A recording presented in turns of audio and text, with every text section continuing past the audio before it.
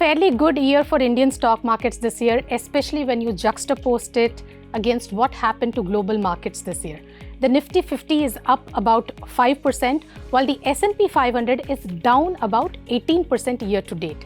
In fact, India has been one of the best performers this year, barring one or two countries like Brazil and Indonesia.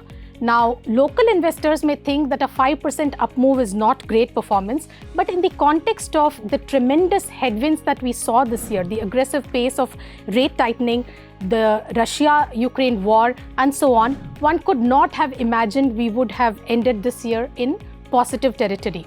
So, if there is a reason why our markets have done so well compared to other global markets, it's because there is a belief now that India will continue to grow at a faster clip compared to several other emerging economies, of course developed markets, which are at a very high risk of slipping into a recession.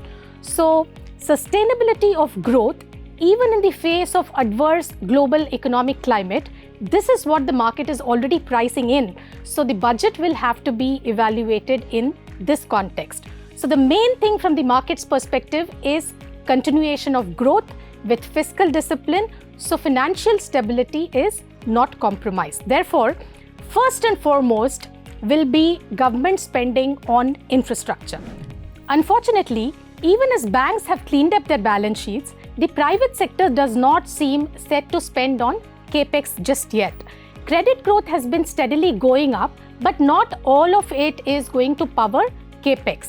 In fact, much of the credit growth this year has been attributed to high working capital requirements for companies this year because escalation in input prices and stress in the SME segment. So, in the absence of private capex taking off in a big way, the government will have to power growth through public spending. So, a 20 to 25% growth in capex from the 7.5 trillion rupees for this year to about 9 to 9.5 trillion for the coming year will be something that will please the market. This is even more important because the infrastructure pack and core sector companies have already priced in a strong recovery. So this piece will be keenly watched by the market. The second piece from growth perspective is the private consumption piece. The data that we have seen so far portrays a mixed picture. The big reason why sales were better this year is because of the post-pandemic revenge spends plus inflation. But if you look at a lot of consumer companies, volume growth is already coming down. Clearly, these numbers also reflect a distinct slowdown in rural sales. The task for the government, therefore, will be to ensure that aggregate demand gets a push so we do not see a slowdown in private consumption, which again is a key pillar of growth for India. So this would mean putting more money in the hands of people, either by way of tax cuts or exemptions or even higher spending on MNREGA, etc. and some kind of trade-offs like cutting down subsidies and hiking direct benefit transfers and so on.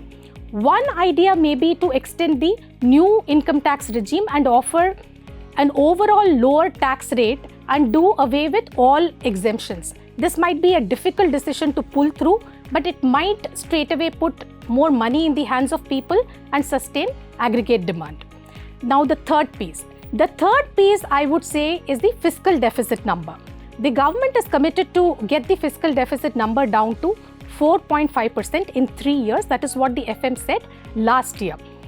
Now the budget estimate for FY23 was set at 6.4%. So to show that we will get to that 4.5% in another 2 years, the FY24 number should be somewhere around 5.8 to 5.9%, which will be seen as a credible glide path. More importantly, the market would keenly watch the fiscal math because this year tax collections have been phenomenal because of two main reasons. One, inflation was high, which bumped up the nominal growth numbers. And the second is higher level of compliance. So tax collections now have been, for this year, have been incredible, even as we have seen a polarized K-shaped kind of recovery. But going forward, if we assume that inflation will not be as high, and for God's sake, let's hope it doesn't remain so high, and we are looking at growing the tax kitty on this year's high base, tax assumptions will have to be more modest. So as opposed to a 18% growth this year, one could be counting on not more than 12%. If the government can project a 5.8% fiscal deficit with a 12% tax growth assumption, markets should be quite satisfied. Now the last piece is taxes. Markets don't like taxes, plain and simple, because it eats into the profits of companies or it eats into your overall income or returns.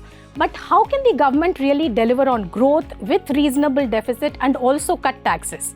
I guess wishful thinking aside, the markets do understand this. As long as the government does not introduce anything specifically that adversely impact taxes for capital market investors, markets should not complain. One measure that investors are worried about this time is murmurs about an increase in capital gains tax. Now, this has to be seen in the context of the challenge that the government, actually the economy faces in terms of the slow pace of bank deposits. If the government tries to make any changes to the capital gains tax to make bank deposits more appealing for investors, obviously markets are not going to like that. Now, what does the market really fear?